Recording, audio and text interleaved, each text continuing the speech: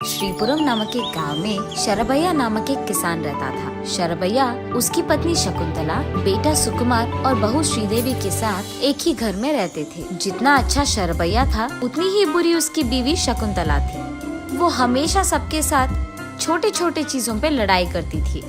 वो इतनी ढीठ थी कि घर पे भी उसका फैसला था कि सब उसी के बात सुने और इसीलिए सब पे चिल्लाती थी। शकुंतला का व्यवहार देख घर में कोई भी उसके व्यतिरेक बात ना कर पाने के कारण एकदम चुप रहते थे। हर रोज शकुंतला उसके पति और बेटे के खेत जाने के बाद उसकी बहू से वो बहुत काम करवाती थी। ऐसे ही एक दिन जब उसके पति और बेटा दोनों खेत जाते हैं, वो अपने बहू को बुलाकर, ओए बहू, आज मुझे बहुत भूख लग रही है, 5 प्रकार के व्यंजन बनकर अभी लाओ। ऐसे कैसे सासू माँ, अभी अभी तो आपने इतने फल खाए थे, आपको फिर से भूख लग रहा है? हाँ, अभी खाई तो मैं वापस नहीं खा सकती हूँ क्या? क्या मुझे भूख नहीं लग सकता? नहीं नहीं सासू माँ, मेरा ये इरादा नहीं था। वो दरअसल।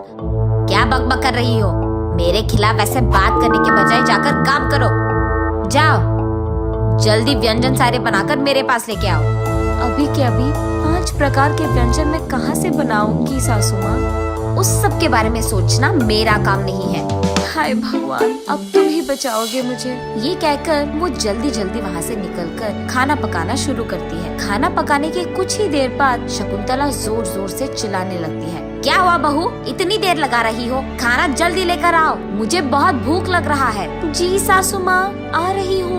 ये कहकर वो आधा पका हुआ व्यंजन को लेकर उसके सासू माँ के पास जाती है। कामते हुए उनको देती है। उसका स्वाद चखकर उसकी सासू माँ प्लेट को श्रीदेवी के मुंह पर फेंकती है। एक काम तो ठीक से आता ही नहीं, जाओ यहाँ से। आज जो भी नौकरों का काम है वो तुम करोगी, वही तुम्हारी सजा है। ऐसे गुस्से में बोलती है और श्रीदेवी रोते हुए वहाँ से जाकर घर साफ करके, खाना पकाकर, बर्तन साफ करती है। थकान के कारण उसे बहुत भूख लगती है। रसोई घर में जाकर जैसे ही खाने लगती है, शकुंतला वहाँ आकर, ए, क्या कर रही हो? ऐसे चिल्लाती है। सासू माँ, वो भूख लग रही थी तो मैंने सोचा खा लूंगी। आज तुम्हें खाना नहीं मिलेगा, पहले काम सारे खत्म करो। एक भी काम नहीं करी और खाने आ गई बड़ी, ऐसे कहती है। आज से जब तक मैं कहूँगी तुम खाओगी नहीं और काम रोकोगी नहीं, समझे? ऐसे उसे हुक्म करती है। ऐसा नहीं है सासू माँ, काम तो सारे खत्म हो गए, बहुत कमजोर लग रहा था तो इसीलिए। घर के काम करोगे तो हो जाएगा, बाहर के काम कौन करेगा? आओ, बाहर खड़े पशुओं को खाना डालो, उसके बाद उनके गोबर को निकालकर डस्टबिन में फेंक दो, उसके बाद कुएं से पानी निकालकर पशु को डालो। ये सारे काम देकर शकुंतला वही खड़ी रहती है। शकुंतला के कहे सारे काम करने के बाद श्रीदेवी शकुंतला के पास जाकर दुख में बोलती है, आपके कहे सारे काम खत्म कर दिया है मैंने सासू माँ। हाँ, सारे काम कहाँ खत्म किए तुमने? जाओ, जाकर खेत में उन दोनों को खाना देकर आओ, ऐसे कहती है। ये सुनकर श्रीदेवी दुख में, ठीक है सासू माँ, ऐसे कहकर खेत में काम कर रहे उसके पति और ससुर के पास जाती है। उन दोनों को खाना परोसकर उनका खाना खत्म होने तक वो वही इंतजार करती है। उनके खाने के बाद उनके प्लेट्स को लेकर वो वापस घर चलती है। रास्ते में उसे एक बड़े पेड़ के नीचे मौजूद एक बेंच पर एक गुड़िया नजर आती है। उसे देख श्रीदेवी उस गुड़िया के पास जाकर उसे अपने गोद में बिठाती है। अरे वाह, ये तो बहुत सुंदर है, लगता है कोई उसे यहाँ छोड़ के गया। ऐसे सोचते हुए उसे उसके सारे मुश्किलें याद आती है। हाँ, न जाने क्या है मेरी जिंदगी, क्या से क्या बन गया, न जाने मेरी जिंदगी कब बदलेगी और मैं कब खुश रहूंगी। ऐसे सोचते हुए वहाँ से वो उस गुड़िया को लेकर वापस घर चली जाती है। अगले दिन उसी दुख में उस गुड़िया को अपने गोद में बिठाकर सोचते रहती है श्रीदेवी। इतने में शकुंतला, ए बहू, कहाँ हो तुम? आज भी मैंने नौकरों को आने से मना कर दिया, इसीलिए आज भी तुम ही को सारे काम करना पड़ेगा। कहाँ मरी बैठी हो तुम? ये सुनकर शरभैया, क्या बहू से काम करवा रही हो? तुम पागल हो गई हो क्या? क्या हुआ जी, आवाज ऊंची हो रही है आपकी? दुख हो रहा है कि आपको मैंने काम नहीं बोला? आपको भी बोल दूं? नहीं नहीं शकुंतला, मेरी बात तो सुनो। घर के नौकरों को आने से मना करके बहू से ये सारे काम करवाना अच्छा नहीं लग रहा है। किससे क्या काम करवाना है ये मुझे बहुत अच्छी तरह से पता है। आपको सलाह देने की कोई जरूरत नहीं है।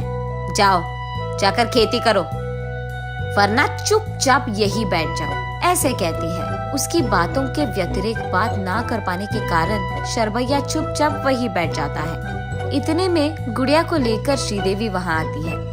क्या हुआ सासू माँ, आपने बुलाया? ऐसे कहती है। घर के सारे काम छोड़कर ऐश कर रही हो?